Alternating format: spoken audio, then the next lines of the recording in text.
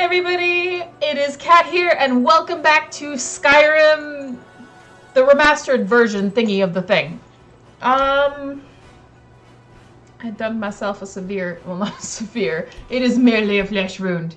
I cut myself while I was cooking today, which is nice because that was actually the worst part of my day. Today went really well, which is good. Where am I? What is happening? What was I doing last? Is that an arm? That's an arm. I'm gonna just walk away. Right, I got exploded. That's what I was doing last. I was getting blown up. Oh, you don't see me. I am not here. Come at me.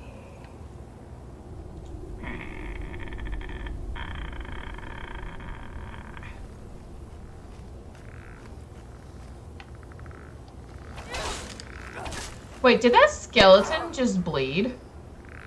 Or is that me? I'm not actually sure if it was me or the skeleton that bled there. What the fuck? Oh, that's the opening tube. That there coffin. Alrighty. Yeah.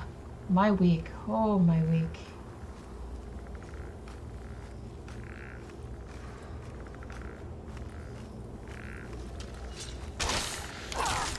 My week has been pretty cool, actually. I didn't mean to take that. You can have that back. That's not what I wanted. That's the button I want. There we go. I'm on D&D this weekend, which was super fun. So in the last video, I was talking a little bit, speaking of D&D, about the two campaigns that I'm in. And my feelings on both of them, and how I love both of them, but haven't been enjoying one of them quite as I see your trap. How do I disarm your trap? That's how.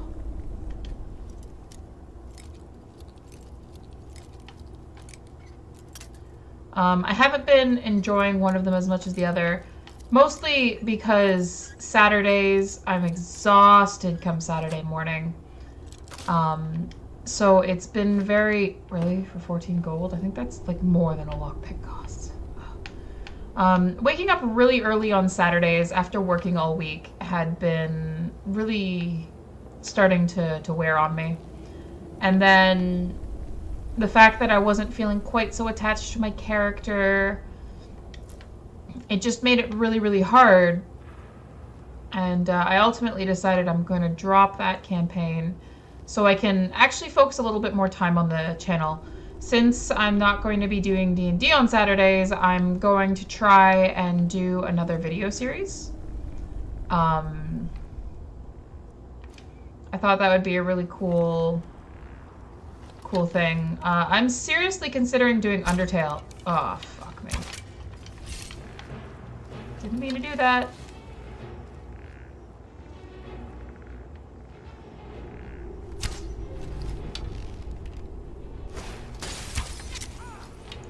Fucking Vivi! No! I'm naming you Vivi. Kaylin's gonna kick your butt. Ow! Oh god. See, in real life, in the actual D&D campaign, going up against the Necromancer would probably end up like this too. How do I... items. She would kick my arse. Haggling. Minor healing. Health, health, health, health. I mean, I'm pretty sure that the player has said... how about I don't die? And we can go for drinks later. It's a little red circles. She's our resident wizard and necromancer, and I'm thoroughly convinced that if her and Kaylin ever had to face off, Kaylin would promptly be very murdered. She does good damage, my little elf child, but,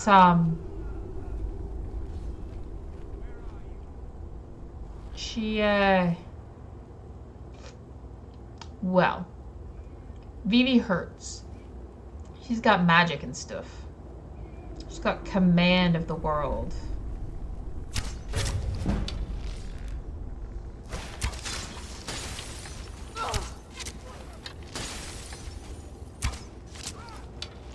I can't believe it. Ouch! I didn't make that shot. I'm not. Oh, that's cheating.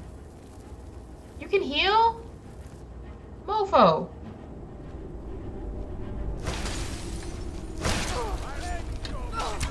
Oh god. Items. Potions. Health, health, health. Weapons. Dagger.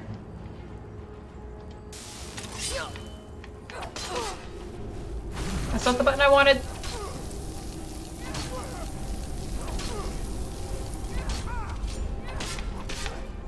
There we go. Oh god, no, I pressed it again. There we go. I was having a severe struggle with that guy. Now you are mine. Lesser soul gem, sure. Steel arrow, sure. Your shit is useless to me. Why you gotta be so rude? Human, I wanted the heart, not the bowl, because no one will ever love me. Miscellaneous. I have a feeling that's an ingredient.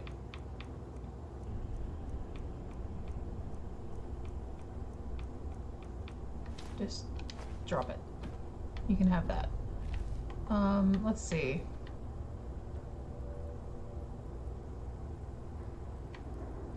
Surgeon Simulator? I can... I wonder if that's something I could wield. Oh my god, I just realized I might have been able to save that Nord. Whoopsie. That's fine. I'm an elf, not a hero. Right, so I'm thinking Undertale or maybe Okami or Mad Max. I have Mad Max, but the one comment that was brought up when I suggested that last was, well, mostly the fact that it's a bit of a,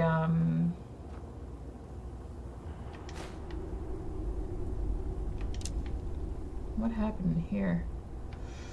It's a bit of a sort of a niche game. Oh god.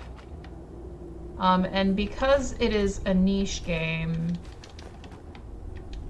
people might not really enjoy watching it. And well, I'm mostly doing this channel, you know, as, lovely. A chance for me. Ooh, cowardice. I want to play games that I know that you guys are gonna enjoy. Okay, we have a lot of reading to do. Good, because I didn't do any reading last session. Ancestors and the Dunmer. Ghosts walk among them. The departed spirits of those Dunmeri, and perhaps those of all races, persist after death. The knowledge and power of departed ancestors benefits the bloodlines of the Dunmeri houses. The bond between the living family members and the immortal ancestors is partially blood, partially ritual, partially volitional. A member brought into the house through marriage binds himself through ritual and oath into the clan and gains communication and benefits from the clan's ancestors. However, his access to the ancestors is less than his offspring, and he retains some access to the ancestors of his own bloodline. Each residence has a family shrine. In poorer homes, it may be no more than a hearth or alcove where family relics are displayed and venerated. In wealthy homes, a room is set aside for this use of the ancestors. This shrine is called the Waiting Door and represents the door to oblivion. Here the family members pay their respects to their ancestors through sacrifice and prayer, through oaths sworn upon duties, and through reports on the affairs of the family. In turn, the family may receive information, training, and blessings from the family's ancestors. The ancestors are thus the protectors of the home, especially the precincts of the Waiting Door. It is a family's most solemn duty to make sure their ancestors' remains are interred properly in a city of the dead such as Necrom. Here the spirits draw comfort from one another against the chill of the mortal world. However, as a sign of great honor and sacrifice, an ancestor may grant that part of his remains to be retained to serve as a part of a ghost fence, protecting the clan's shrine and family precincts. Such an arrangement is often part of the family member's will, that a knuckle bone shall be saved out of his remains and incorporated with solemn magic and ceremony into a clan ghost fence. In more exceptional cases, an entire skeleton or even a preserved corpse may be bound into a ghost fence. These remains become a beacon and a focus for all ancestral spirits, and for the spirit of those who remains in particular. The more remains used to make a ghost fence, the more powerful the fence is. The most powerful mortals in life have the most powerful remains. The great ghost fence created by the tribunal to hold back the blight incorporates the bones of the many heroes of the temple and of the houses in Duril and Vridoran who has dedicated their spirits to the temple and clan as their surrogate families. The ghost fence also contains bones taken from the catacombs of Necrom and the many battlefields of Merrywind. Spirits do not like to visit the mortal world, and they do only so out of duty and obligation. Spirits tell us that the other world is more pleasant, or at least more comfortable for spirits, than our real world, which is cold, bitter, and full of pain and loss. Spirits that are forced to remain in our world against their will may become mad spirits or ghosts. Some spirits are bound to this world because of some terrible circumstance of their death, or because some powerful emotional bond to a person, place, or thing. These are called hauntings. Some spirits are captured and bound to enchanted items by wizards. If the binding is involuntary, the spirit usually goes mad. A willing spirit may or may not retain its sanity, depending on the strength of the spirit and the wisdom of the enchanter. Some spirits are bound against their wills to protect family shrines. This unpleasant fate is reserved for those who have not served the family faithfully in life. Dutiful and honorable ancestral spirits often aid in the capture and binding of wayward spirits. These spirits usually go mad and make terrifying guardians. They are ritually prevented from harming mortals of their clans, but that does not necessarily discourage them from mischievous or peevish behavior. They are exceedingly dangerous for intruders. At the same time, if an intruder can penetrate the spirit's madness and play upon the spirit's resentment of his own clan, the angry spirits may be manipulated. Oblivion. The existence of oblivion is acknowledged by all Tamriel cultures, but there is little agreement on the nature of that world, other than it is the place where the Aedra and Daedra live, and that communication and travel are possible between this world and oblivion through magic and ritual. The Dunmer do not emphasize the distinction between this world and oblivion, as do the human cultures of Tamriel. They regard our world and the other world as a whole with many paths from one end to the other, rather than two separate worlds of different natures with distinct borders. This philosophical viewpoint may account for the greater affinity of elves for magic and its practices. Foreign views of Dunmeri ancestor worship and spirit magic. The Altmeri and Bosmeri cultures also venerate their ancestors, but only by respecting the orderly and blissful passage of these spirits from this world to the next. That is, wood elves and high elves believe it is cruel and unnatural to encourage the spirits of the dead to linger in our world. Even more grotesque and repugnant is the display of bodily remains of ancestors in ghost fences and ash pits. The presentation of finger bones in a family shrine, for example, is sacrilegious to the Bosmer, who eat their dead, and barbaric to the Altmer, who inter their dead. The human cultures of Tamriel are ignorant and fearful of dark elves and their culture, considering them to be inhuman and evil like orcs and Argonians, but more sophisticated. The human populations of Tamriel associate the Dunmeri ancestor worship and spirit magic with necromancy. In fact, this association of the dark elves with necromancy is at least partially responsible for the dark reputation of the Dunmer throughout Tamriel. This is generally an ignorant misconception, for necromancy outside the acceptable clan rituals is most abhorrent abomination in the eyes of the Dunmer. The Dark Elves would never think of practicing sorcerous necromancy upon any Dark Elf or upon the remains of any elf. However, Dark Elves consider the human and orcish races to be little more than animals. There is no injunction against necromancy upon such remains, or on the remains of any animal, bird, or insect. Imperial policy officially recognizes the practices of Dunmeri ancestor veneration and spirit magic as a religion, and protects their freedom to pursue such practices so long as they do not threaten the security of the Empire. Privately, most Imperial officials and traders believe Dark Elf ancestor worship and displays of remains are barbaric or even necromantic. The Telvanni necromancy. The Telvanni are adept masters of necromancy. They do not, however, practice necromancy upon the remains of Dark Elves. Sane Telvanni regard such practices with loathing and righteous anger. They do practice necromancy upon the remains of animals and upon the remains of humans, orcs, and Argonians, who are technically no more than animals in the Morrowind. A publisher's note. This book was written by an unknown scholar as a guide for foreign visitors to Morrowind shortly after the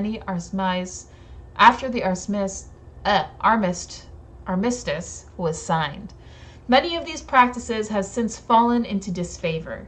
The most obvious changes are these regarding the practices of necromancy and the ghost fence.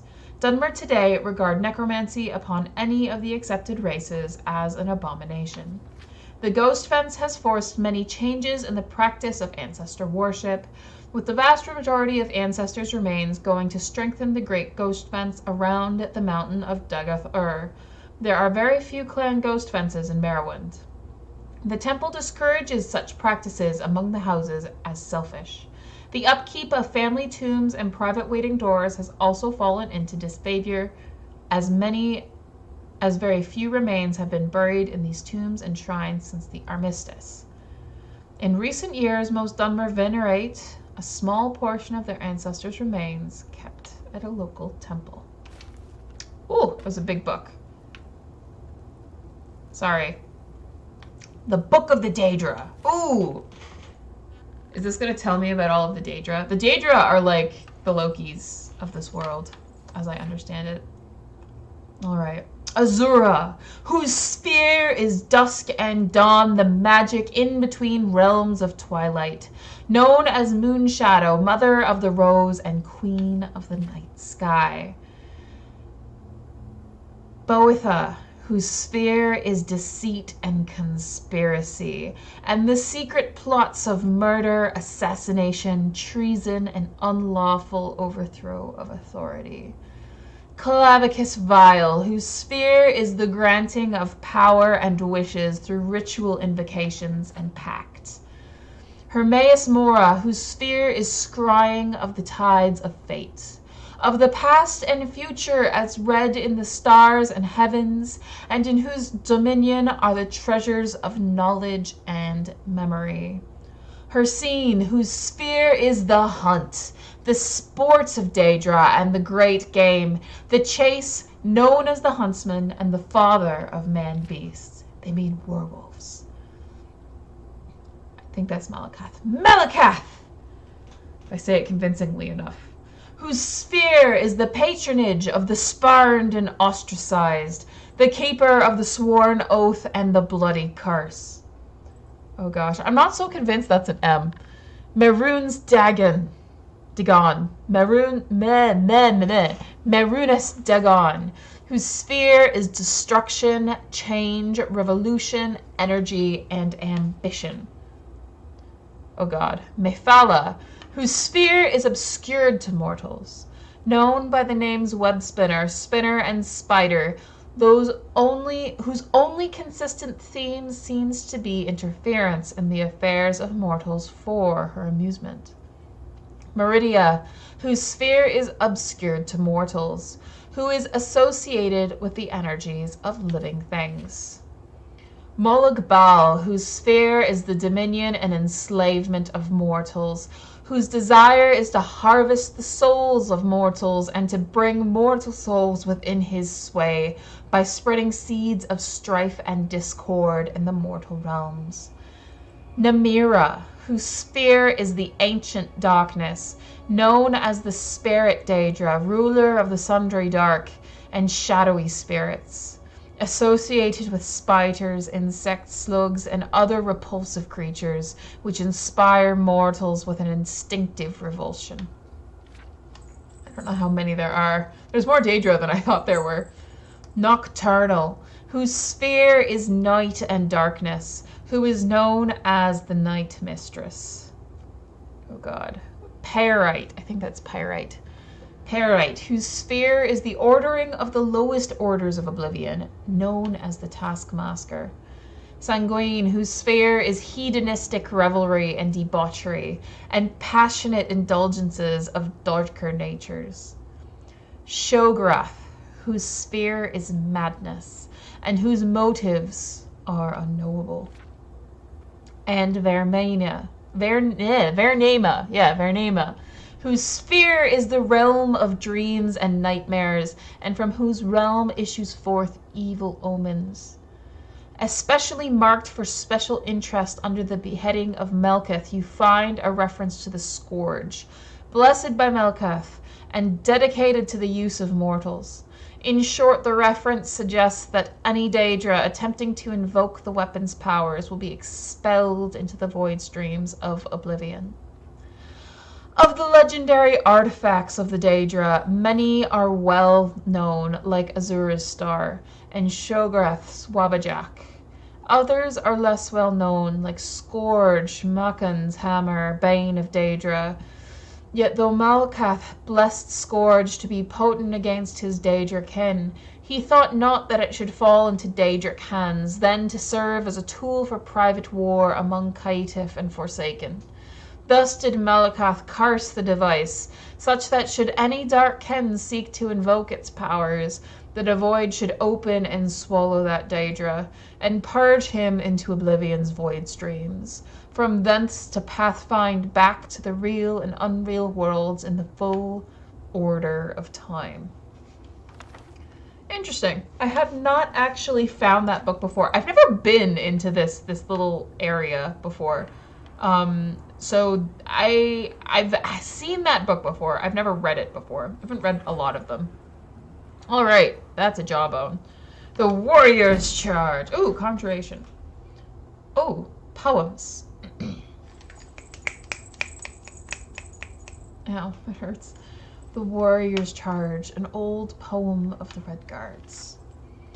The star sung far-flung tales, wreathed in the silver of Vodka fair, of a warrior who arrived in hue sails, his charges through the serpent's snare. And the Lord of Runes, so bored so soon, leaves the ship for an evening's dare, perchance to wake the coiled snake, to take his shirt of scales to wear. And the Lady East, who airy beast, asleep or a prowl can rouse a scare, screams as her eye, a light in the sky, a worm no goodly sight can bear. And the mailed Steen adjoins a deed, not to be undone from his worthy share, rides the night towards Scale Bright, leaving the seasoned warrior's care. Then the serpent rose and made the steed to close. Then the serpent rose and made steed to close. The targets lay plain and there. But the warrior's blade the snake unmade, and the charges wander no more, they swear.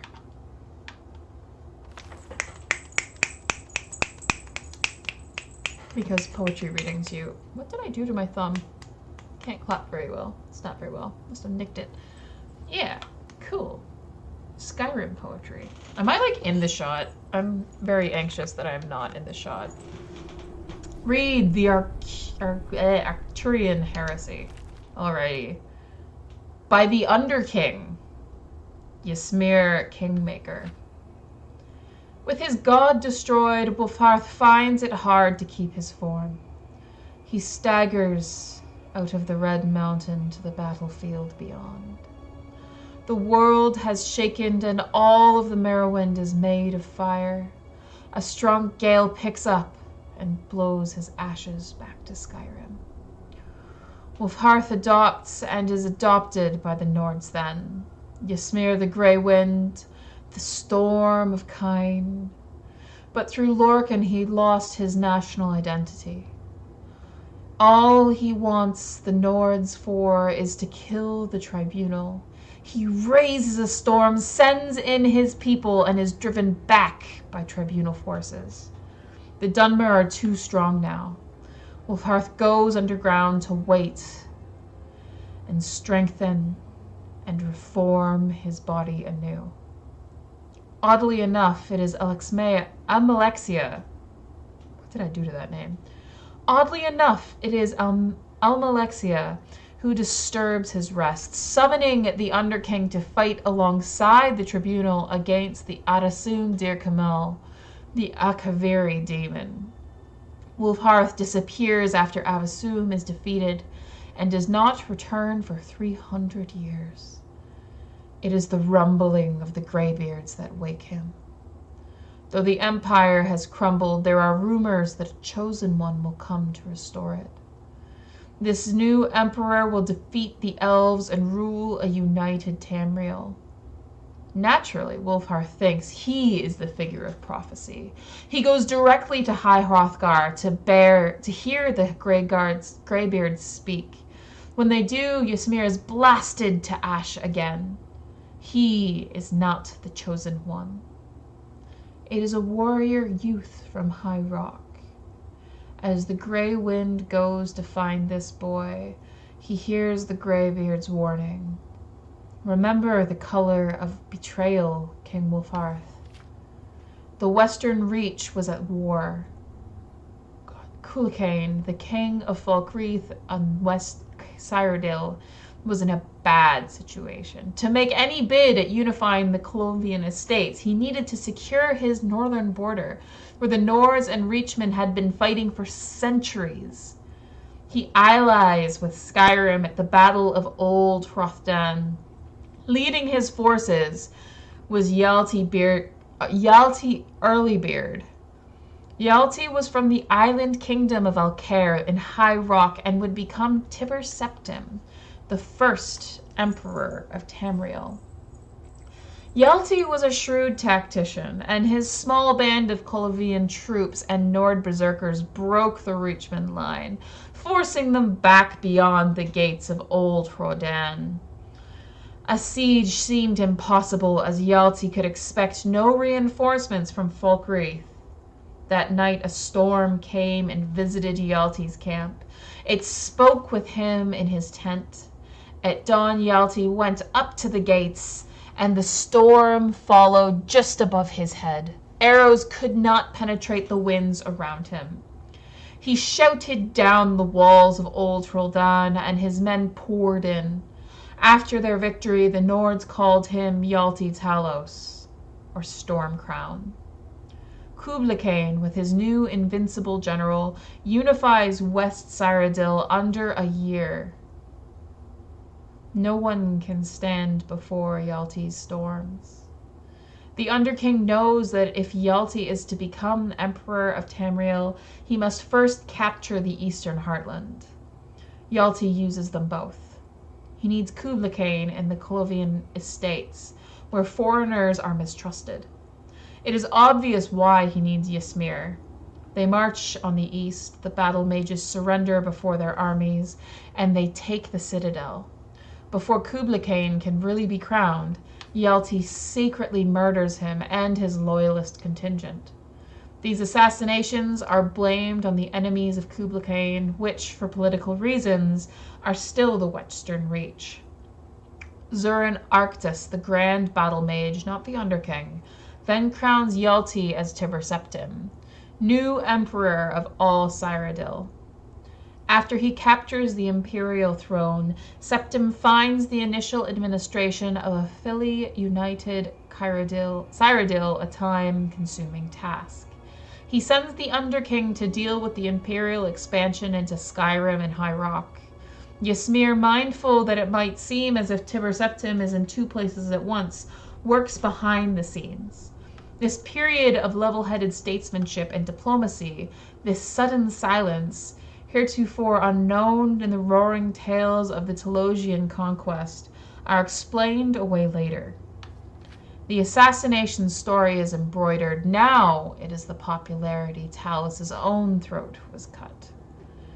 The human kingdoms are conquered, even Hammerfell, whose capture was figured to be an arduous task. The Underking wants a complete invasion, a chance to battle their foreign wind spirits himself, but Tiber Septim refutes him. He has already made a better plan, one that will seem to legitimize his rule. Cyrodiil supports the losing side of a civil war and are invited in.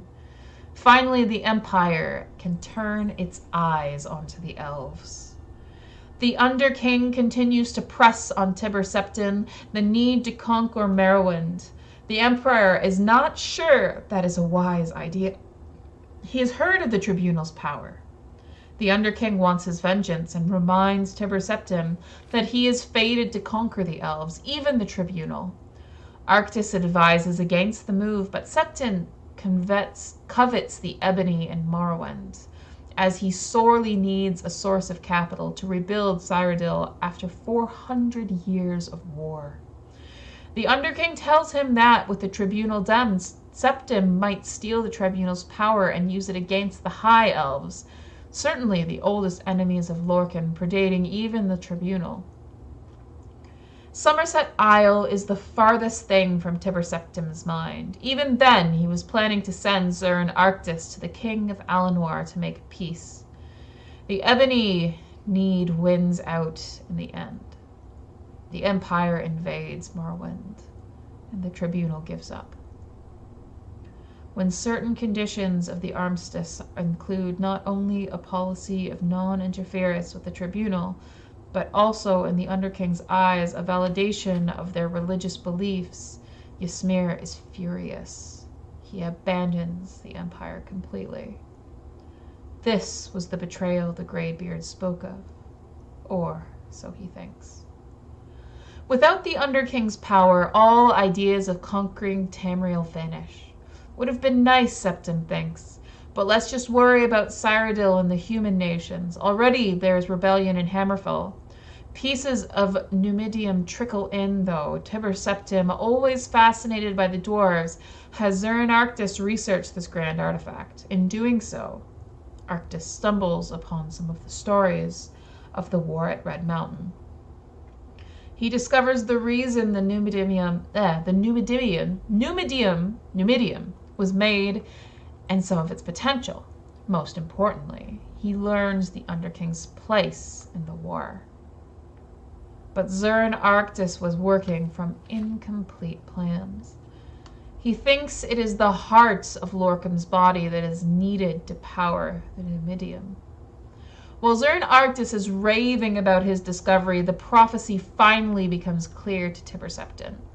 This Numidium is what he needs to conquer the world. It is his destiny to have it. He contacts the Underking and says he was right all along. They should kill the Tribunal and they need to get together and make a plan. While the Underking was away, he realized the true danger of Daggoth-Ur. Something must be done. But he needs an army, and his old one is available again. The trap is set. The Underking arrives and is ambushed by Imperial guards. As he takes them on, Zurin Arctis uses a soul gem on him. With his last breath, the Underking's heart roars a hole through the battle mage's chest. In the end, everyone is dead. The Underking has reverted back to ash, and Tiber Septim strolls in to take the soul gem. When the Elder Council arrives, he tells them about the second attempt on his life, this time by his trusted battle mage, Zurin Arctis, who was attempting a coup. He has the dead guards celebrated as heroes, even the one who was blasted to ash. He warns Cyrodiil about the dangers within, but says he has a solution to the dangers without. The Mantella. The Numidium, while not the god Tiber Septim and the Dwemer hoped for, the Underking was not exactly Lorcan after all. It does the job. After its work on Somerset Isle, a new threat appears. A rotting undead wizard who controls the skies. He blows the Numidium apart, but it pounds him into the ground with its last flailings, leaving only a black splotch. The mantella falls into the sea, seemingly forever. Meanwhile, Tiber Septim crowns himself the first emperor of Tamriel. He lives until he is 108, the richest man in history. All aspects of his early reign are rewritten. Still, there are conflicting reports of what really happened. And this is why there is such confusion over such question as why does Alcair claim to be the birthplace of Talos, where other sources say he came from Atmora? Why does Tiber Septim seem to be a different person after his first roaring conquests? Why does Tiber Septim betray his battle mage? Is the Mantella the heart of the battle mage, or is it the heart of Tiber Septim? Tiber Septim is succeeded by his grandson, Pelagius I. Pelagius is just not of the same caliber. In truth, he's a little nervous with all these provinces. Then, an advisor shows up. I was friends with your grandfather, the Underking says. He sent me to help you run the Empire.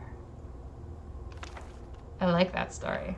I like the way that story ends. It's like, dun, dun, dun! I do that to my students all the time, and I'm pretty sure they hate me for it. Here, there's your bedtime story.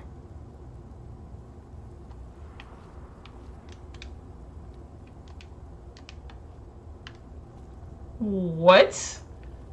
What is this witchcraft? Okay, I'm a wizard. Also, left Twix. Specifically 4 of them. I am hungry.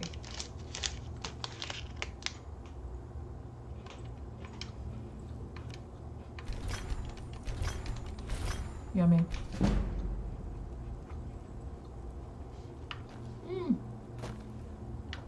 Everything's melting.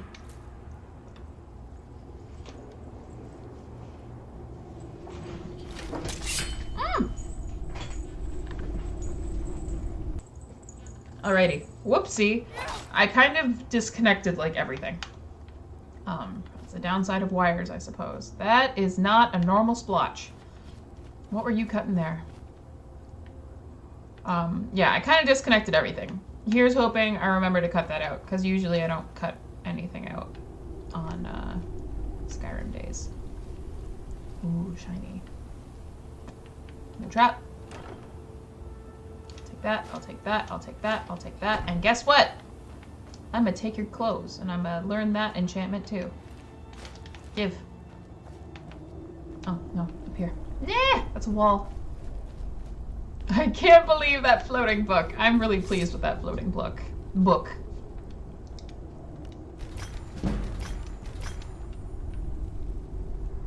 Nailed it. I wonder if I can put something on top of it. Oh my god.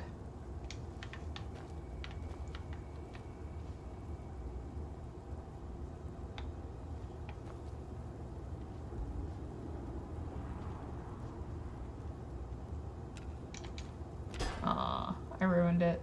Well, now you have 2 bedtime stories. I tried.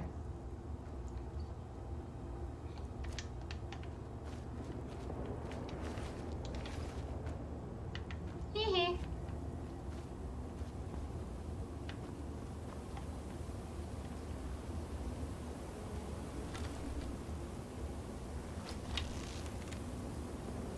I'm just gonna...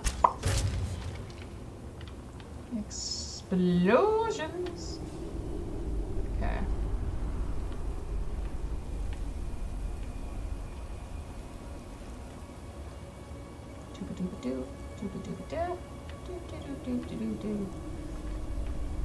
My friend sent me that it's a secret you may... Nikki, I totally said that wrong.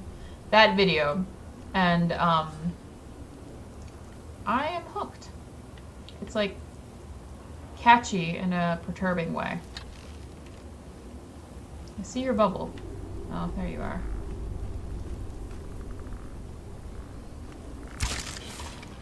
Goodbye. Nope. Nope. Where am I? What is this place? How did I wind up here? What am I doing here? Killing things, that's right. I'm being a murder hobo. What the hell is that?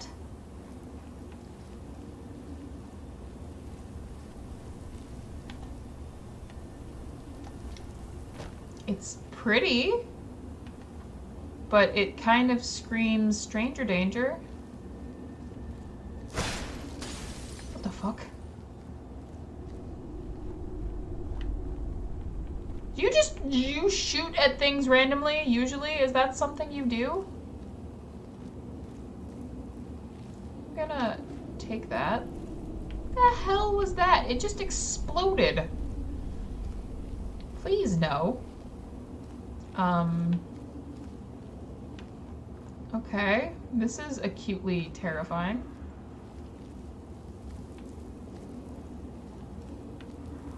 That's pretty, but like, it's pretty enough that it seems to be dangerous. You know, it's like, here, come and take the candy. Don't worry, I'm not going to murder you. Like, here, this is a beautiful thing. It's not going to drop ice picks onto your face. I still don't trust it. Sure, I'll take your spring moss. Nothing about this seems to be good. What am I doing here? Is that it? Am I freaking out over nothing? I'm freaking out over nothing. It's fine. Everything's fine. I discovered a thing. I had to get up and clean the chocolate off my fingers before too, so. I see deer. Where am I?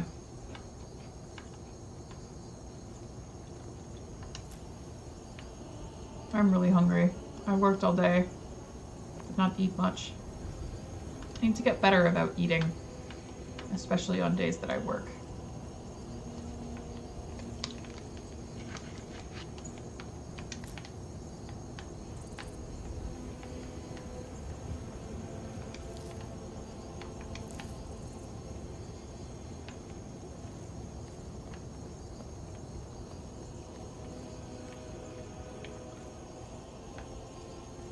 Where am I and why am I here?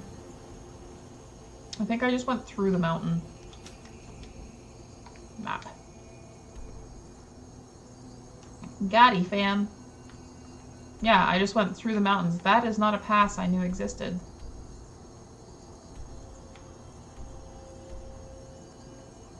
Well, I guess I might as well head north to that other place. Try to not to get murdered in the process.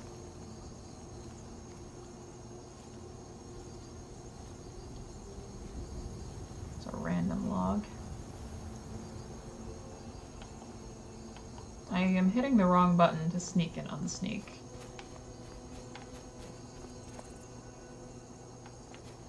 I will say, this game is really pretty. What the heck? Oh.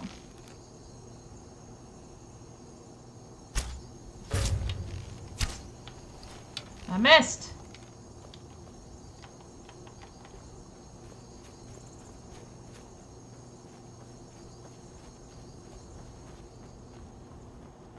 Where'd it go? I lost it. Should have poisoned the arrow.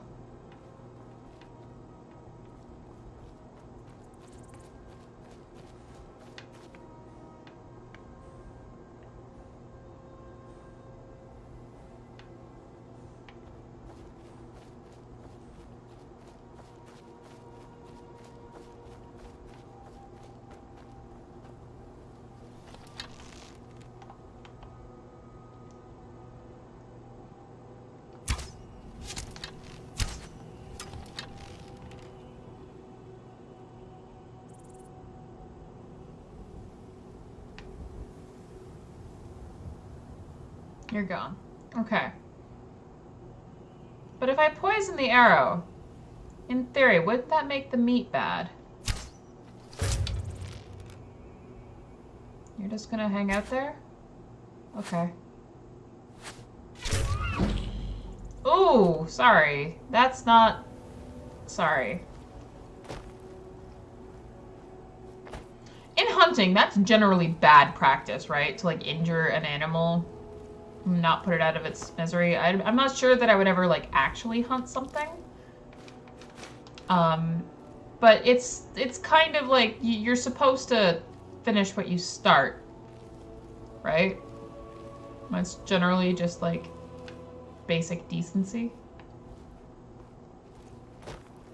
I'm sorry to the two that got away. I maybe could have gone after you, but I'm not very good at navigating this terrain.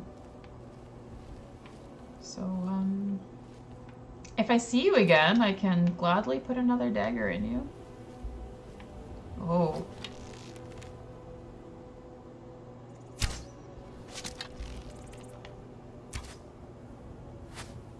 Yeah, that's a miss.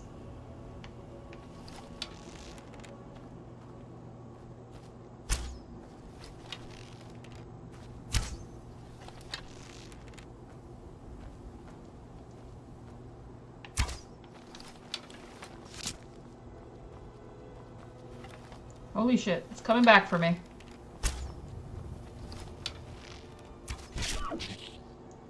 That's... I didn't know the elk would attack you. Oh no. He decided that the skeever was scarier than I was. Okay.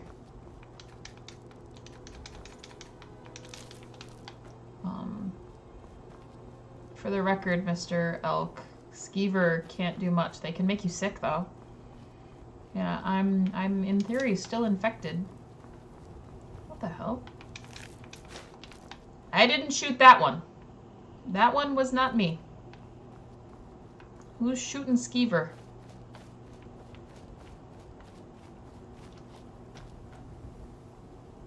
You're shooting skeever. I feel like I shouldn't just snipe people from far away, but I'm just a little bit afraid he's not friendly. Maybe he is. Butterfly! Butterfly! Butterfly! I want it! I want it! I want it! No, come back! Butterflies! Butterflies! Let me up! Let me up! Let me up! That's so pretty! Hey, hey, where'd you go? Oh, I see a butterfly. I got you! I see you! Ah! Haha! I caught you! There we go. Sorry, bro. I needed to stop and enjoy the butterfly. This is so pretty! I need a screenshot of this. I'm gonna print screen. That's beautiful. Hi, friend. Boo! I'm on a pilgrimage to the shrine of Azura. Oh, you're kind of scary. If you'll excuse me. All I see is your teeth. In the mountains to the northeast. I'll mark it on your map. Okay, yeah. Talk about some intense lighting there. Pilgrimage to the shrine of Azura, the goddess of twilight. The goddess of twilight. Okay, good, because I'm heading in the right direction. Lavender.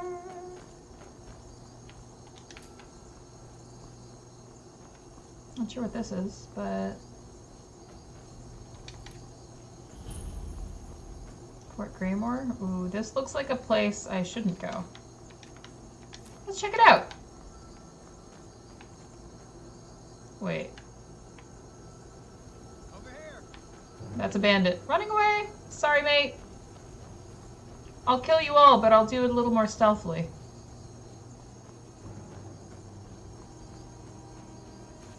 Butterflies! I want you. Butterflies in the sky. I want to catch you.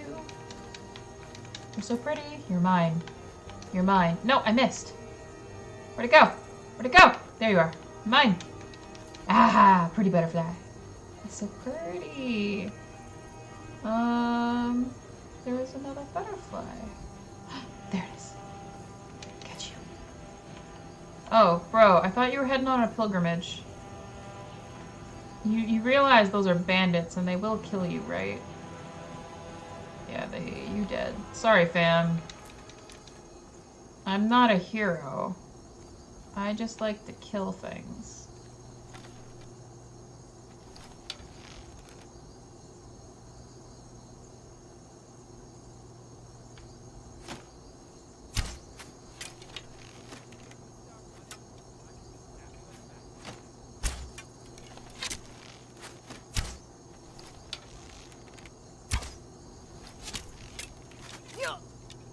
Oh, nice shot, bro.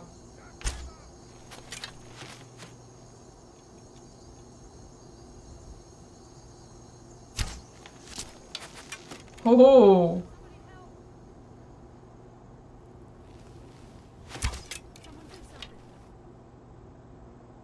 Come on. Peekaboo.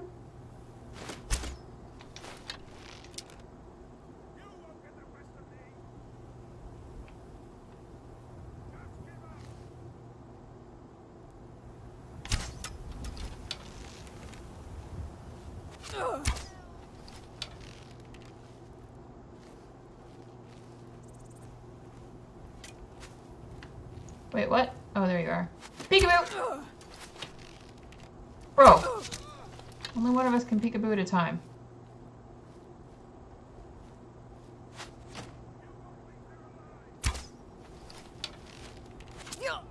Bro! Dem reflexes.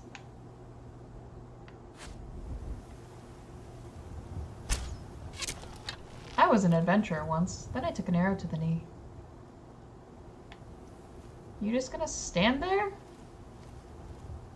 Really? Are you a bandit or are you an ally?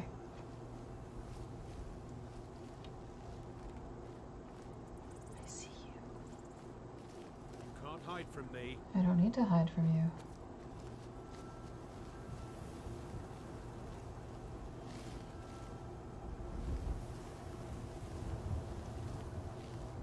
Lol.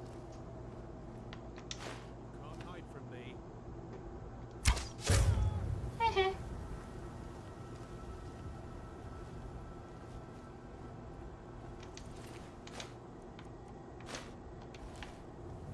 Okay. Who are you? Why are you just chilling there?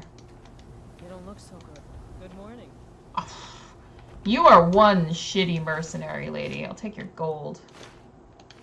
Bruh, you just watched me take out 3 bandits by myself. You don't get to call yourself a mercenary. You're lazy. You're fired is what you are. Where's the other one go?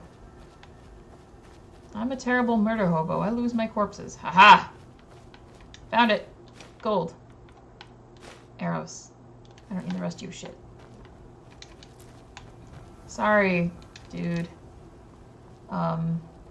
Like I said, I'm not a hero. I'm just... Ooh, they hid you well. Take that. Take that. Let's go check out my books.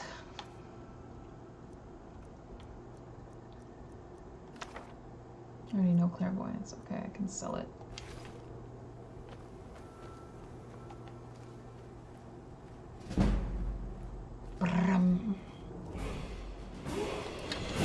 Oh, level up. Good.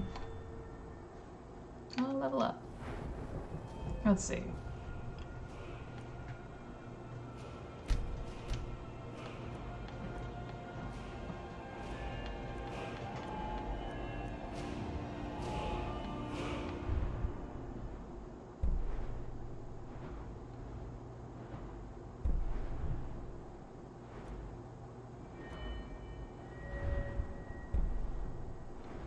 I want 40. Technically I want 50, but I'm just gonna save for that.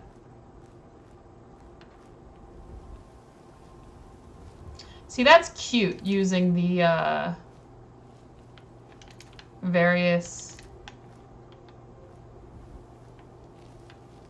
little scarecrows as fake guards. I fell for it.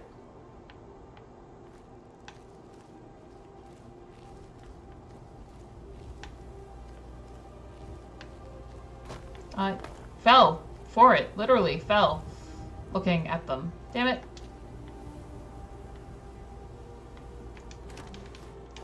Cabbages! Oh man. Avatar. I loved that show growing up. You seem to have a problem with your well. That problem being it's blocked off. Okay, I'm just gonna clear the outside before I deal with the inside.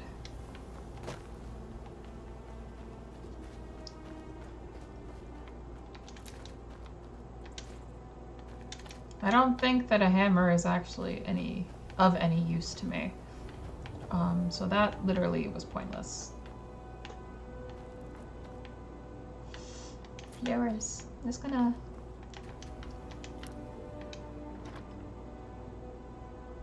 That sells well, that's awesome, that's useful, that's not. Fuck your shit.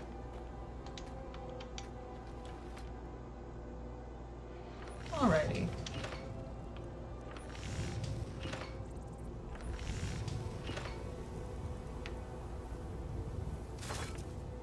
Bone mold. What the fuck? More you know. Building materials. I don't need that.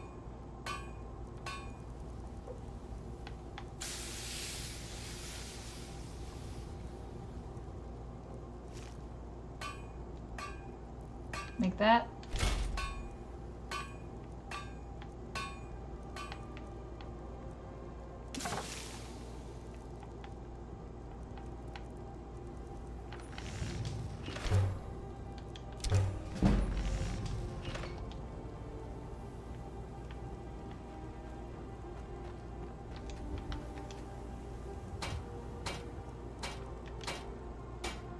And craft. Yes.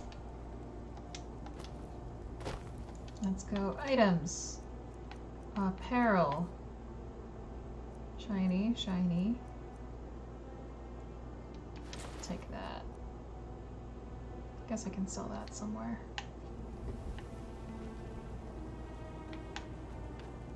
I need, like... That's the forge. That's also the forge. Like, I need a furnace.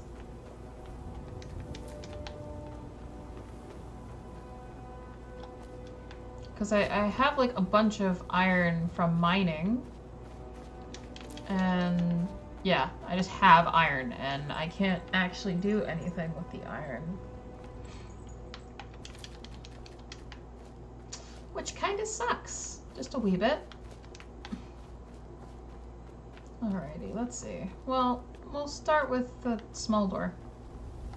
Because that's the door I saw first. Peekadoo. I see you. Ow! It's a fucking bear trap! Rude. Okay. Moral of the story, watch where you step. I'll take your gold.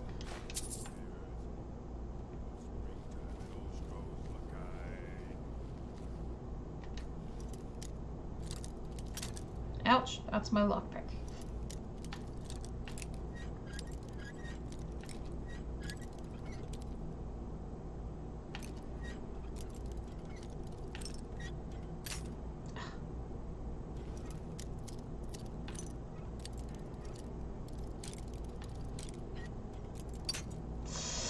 Wasting all my lockpicks. Right. Nope, that's like there. Nope. Just a touch more. Touch. I see you wiggling. Haha! It only took 3 lockpicks. Hi, Hunter. Take your beef. Oh, thanks for the lockpicks. I'll take those. I'll take those. That's not useful. Sorry, friend. That sucks. What did you even die of? At least they were feeding you.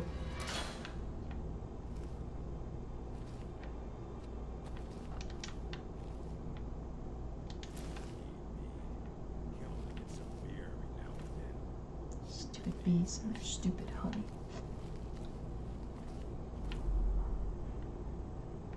Yummy.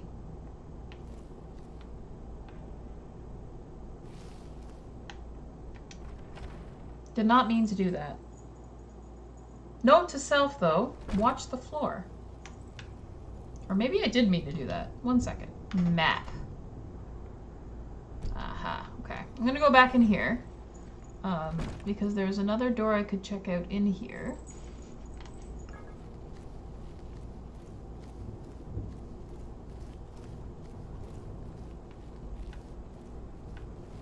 I'm gonna clear one area at a time. Guess what, lady? I missed. Peekaboo.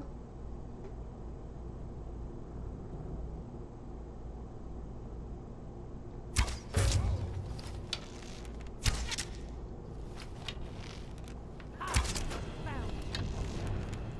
swear I'll kill you. Okay, D&D taught me one thing, it's that... Oh god. Dodge roll? Ouch! Daggers are way more useful at... Daggers are more useful close. Fuck your shield! That hurts!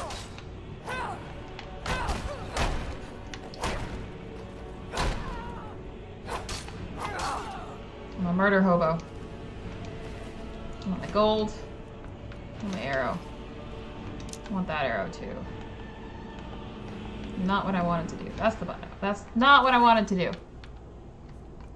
Weapons. You can have your useless weapons back. I don't need useless weapons. You can have that. Miscellaneous. There's a hammer I don't need too. H. You can have that.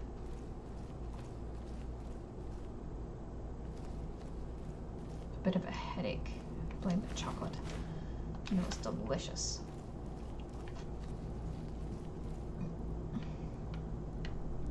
Oh, this is kind of cute. They fold up the clothes nice and neat for their prisoners. Open door. Oh, you're dead. Take your gold, take your meat, take your lockpick, take your food, take your ring. You'd think a bunch of bandits would clear them of this shit. Like, I thought the whole point of being a bandit was to murder and steal people's stuff. This is a little bit dirty. Alrighty. Getting some good lockpicking experience.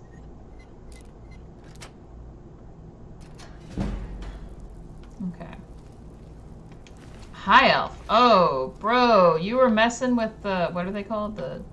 Not the dulcimer, that's an instrument. Here, I'll make it just look like she was sleeping. There you go. No, see, sweetheart, you don't, especially around bandits, you kind of want to keep your legs together. They're, I've been told, not the most gentlemanly. There you go. No, that's still not.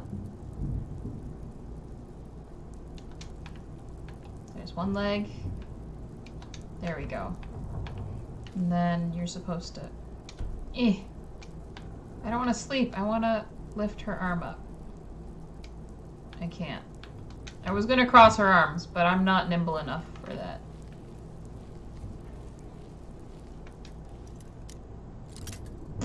As I murder my lockpick.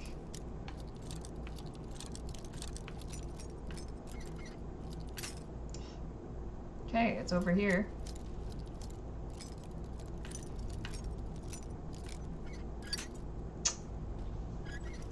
Over here. I need to be a little bit less aggressive. Too aggressive.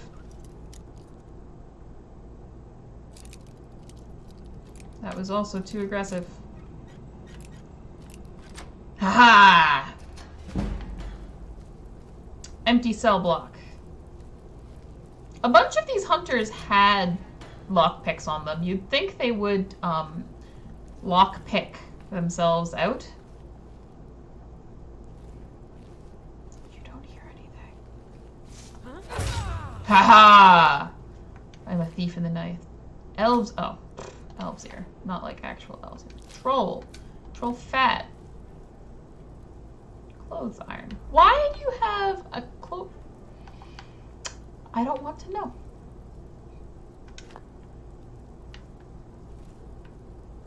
Whatever floats your boat, lady. Take your gold. I don't know if I have that yet, but I'll take it. Fucking bear trap. Anything else on your table? That's too heavy for me.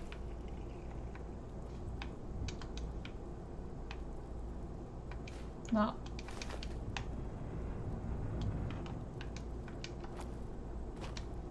Items. I don't want a wooden ladle. I don't want any ladle. I can't equip. I don't want it. I don't want to equip it. Fuck.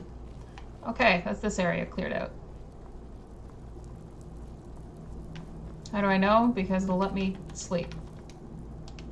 And this is clear. I didn't actually know it was going to let me sleep until I hit the bed. That's fine though. Skyrim? No. Fucking bear traps. No, not that one.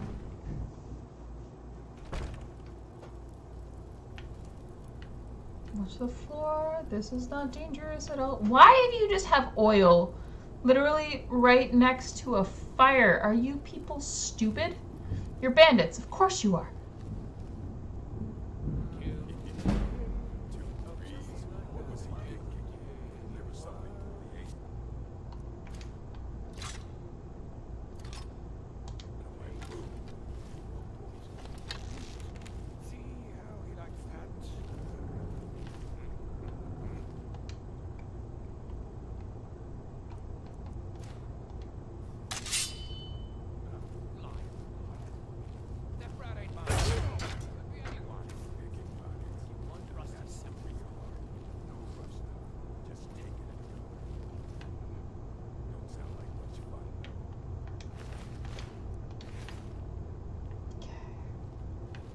Let's see if I can do this all stealthy.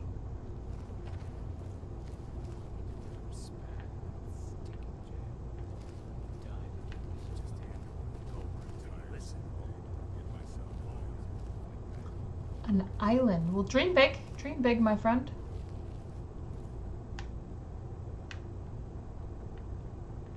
Except you're gonna die.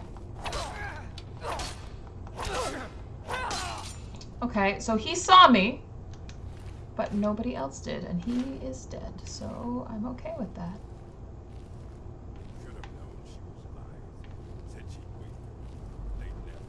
They never wait. It's okay.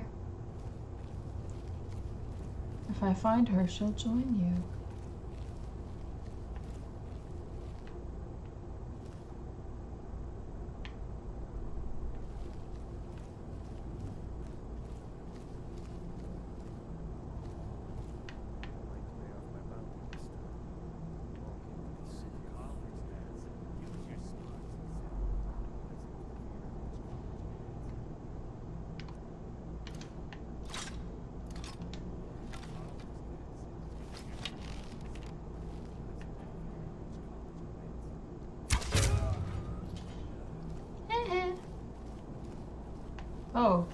Oh wait, you're just a lady. I just cook and clean and do whatever it is Okay. they ask of me. Ooh, bread. The Dance of Fire. Have I read that one? Check my inventory. Books. I have not. Okay, I will read this one and then leave this episode here. Final bedtime story for you guys. A Dance in Fire, Chapter 1 by Wahin Yarth. Scene, the Imperial City, Cyrodiil. Date, 7 Frostfall, 3E, 397. It seemed as if the palace had always housed the Atreus Building Commission, the company of clerks and estate agents who authored and notarized nearly every construction of any note in the empire. It had stood for 250 years, since the reign of Emperor Magnus. A plain-fronted and austere hall on a minor but respectable plaza in the imperial city. Energetic and ambitious middle-class lads and ladies worked there, as well as complacent middle-aged ones like Decimus Scotti. No one could imagine a world without the Commission, least of all Scotti. To be accurate, he could not imagine a world without himself in the Commission. Lord Atreus is perfectly aware of your contributions, said the managing clerk, closing the shutter that demarcated Scotty's office behind him. But you know that things have been difficult. Yes, said Scotty stiffly. Lord Vainage's men have been giving us a lot of competition lately, and we must be more effective if we are to survive. Unfortunately, that means releasing some of our historically best but presently underachieving senior clerks. I understand. Can't be helped. I'm glad that you understand, smiled the managing clerk, smiling thinly and withdrawing. Please, have your room cleared immediately. Scotty began the task of organizing all his work to pass on to his successor. It would probably be young Imbralius who would take most of it on, which was as it should be, he considered philosophically.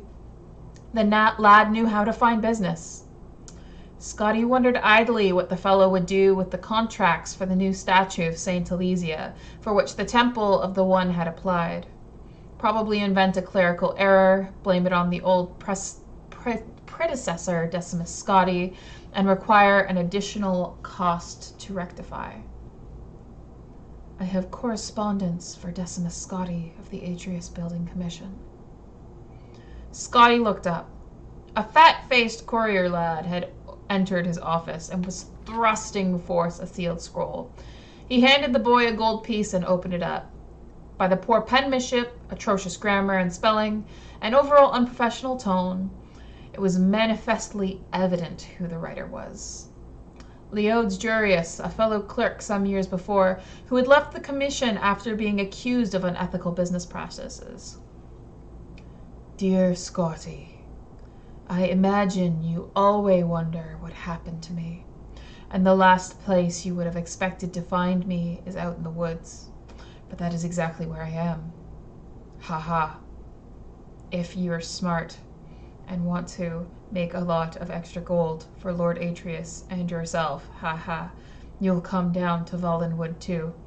If you haven't or have been following the politics here lately, you may or may not know that there's been a war between Bosher and their neighbors elsewhere over the past 2 years. Things have only just calmed down, and there's a lot that needs to be rebuilt. Now I've got more business than I could handle, but I need someone with some clout, someone representing a respected agency to get the quill and the ink. That someone is you, my fiend. Come ye meet me at the Methers Pathsco's Tavern in Philnesti, Valenwood. I'll be here 2 weeks, and you won't be sorry. Jurius. P.S. Bring a wagon load of timber if you can. What do you have there, Scotty? Asked a voice. Scotty started. It was Imbralius, his damnably handsome face, peeking through the shutters, smiling in that way that melted the hearts of the stingiest of patrons and the roughest of stonemasons. Scotty shoved the letter into his pocket. Personal correspondence, he sniffed. I'll be cleared up here in just a moment. I don't want to hurry you, said Imbralius, grabbing a few sheets of blank contracts from Scotty's desk. I've just gone through a stack, and the junior scribe's hands are all cramping up, so I thought you wouldn't miss a few. The lad vanished. Scotty retrieved the letter and read it again. He thought about his life, something he rarely did. It seemed a sea of gray with black, insurmountable wall looming. There was only one narrow passage he could see in that wall. Quickly, before he had a moment to reconsider it, he grabbed a dozen of the blank contracts with a shimmering gold leaf, Atreus Building Commissioned by appointment of His Imperial Majesty, and hid them in the satchel with his personal effects. The next day he began his adventure with a giddy lack of hesitation. He arranged for a seat in a caravan bound for Valenwood, the single escort conveyance to the southeast leaving to the Imperial City that week. He had scarcely hours to pack, but he remembered to purchase a wagon load of timber. "It will be extra gold to pay for a horse to pull that," frowned the convoy head. "So I anticipated," smiled Scotty, with his best Imbralius grin. 10 wagons in all set off that afternoon through the familiar Cyrodiilic countryside, past fields of wildflowers, gently rolling woodlands, friendly hamlets. The clop of the horse's hooves against the sound stone road reminded Scotty that Atreus Building Commission constructed it. 5 of the 18 necessary contracts for its completion were drafted by his own hand. "Very smart of you to bring that wood along," said a gray-whiskered Breton man next to him on the wagon. "You must be in commerce." "Of a sort," said Scotty in a way he hoped was mysterious, before introducing himself. "Decimus Scotty." "Griffmelian," said the man. "I'm a poet, actually. A translator of old Bosmer literature. I was researching some newly discovered tracts of the Monorid Playbar 2 years ago when the war broke out and I had to leave. You are no doubt familiar with the Norad, if you're aware of the Green Pact." Scotty thought the man might be speaking perfect gibberish, but he nodded his head. "Naturally. I don't pretend that the Norad is as renowned as the Me'elidon or as ancient as the Dansirgol, but I think it has a remarkable significance to understanding the nature of the Merolithic Bosmer mind, the origin of the wood elf aversion to cutting their own wood or eating any plant material at all. Yet, paradoxically, their willingness to import plant stuff from other cultures, I feel can be linked to a passage in the Norid." Melian shuffled through some of his papers, searching for the appropriate text. To Scotty's vast relief, the carriage soon stopped to camp for the night. They were high on a bluff over a gray stream, and before them was the great valley of Valenwood. Only the cry of seabirds declared the presence of the ocean to the bay to the west. Here the timber was so tall and wide, twisting around itself like an impossible knot begun eons ago to be impenetrable. A few more modest trees, only 50 feet to the lowest branch, stood on the cliff at the edge of the camp. The sight was so alien to Scotty, and he found himself so anxious about the proposition of entering the wilderness that he could not imagine sleeping. Fortunately, Malin had supposed he had found another academic with a passion for riddles of ancient cultures. Long into the night he recited Bosmer verse in the original and in his own translation, sobbing and bellowing and whispering wherever appropriate. Gradually, Scotty did begin to feel drowsy, but a sudden crack of wood snapping made him sit up straight. "What was that?" Malin smiled. "I like it too. Convocation in the malignity of the moonless speculum, a dance of fire." "There are some enormous birds up in the trees, moving around," whispered Scotty, pointing in the direction of the dark shapes above. "Oh, I wouldn't worry about that," said Malin, irritated with his audience. "Now listen to how the poet characterizes the Hermamora's invocation in the 18th stanza of the 4th book." The dark shapes in the trees were some of them perched like birds, others slithered like snakes, and still others stood up straight like men.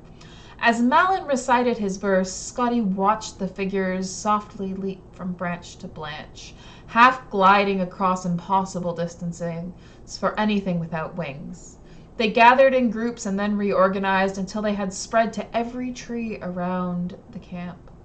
Suddenly, they plummeted from the heights. "Mara!" cried Scotty. "They're falling like rain! They're falling like rain!" "Probably seed pods," Malin shrugged, not turning around. "Some of the trees have remarkable..." The camp erupted into chaos. Fires burst out in the wagons, the horses wailed from mortal blows, casks of wine, fresh water, and liquor gushed their contents to the ground. A nimble shadow dashed past Scotty and Malin, gathering sacks of grain and gold with impossible agility and grace. Scotty had only one glance at it, lit up by a sudden nearby burst of flame. It was a sleek creature with pointed ears, wide yellow eyes, mottled pied fur, and a tail like a whip. "Werewolf," he whimpered, shrinking back. "Cathay rat," groaned Malin. "Much worse. Khajiit cousins or some such thing come to plunder." "Are you sure?" As quickly as they struck, the creatures retreated, diving off the bluff before the battle mage and knight. The caravan's escorts had fully opened their eyes. Malin and Scotty ran to the precipice and saw 100 feet below the tiny figures dash out of the water, shake themselves, and disappear into the wood.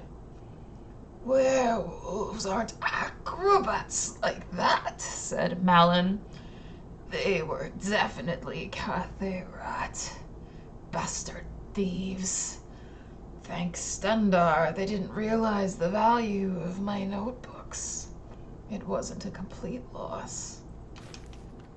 Oh god, I just realized that's a chapter, which means... I can't even keep track of all the people who have been in and out of this fort. They come, they go. I barely noticed. Oh man, there's many more books to read.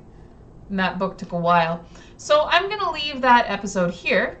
And then when we come back next time, I will read 5 more books, if I haven't read them already. All right, everybody. Thank you guys for joining me in this episode, and I will... Ooh, what's this? That's a hat. I will see all you guys in the next episode. Bye-bye.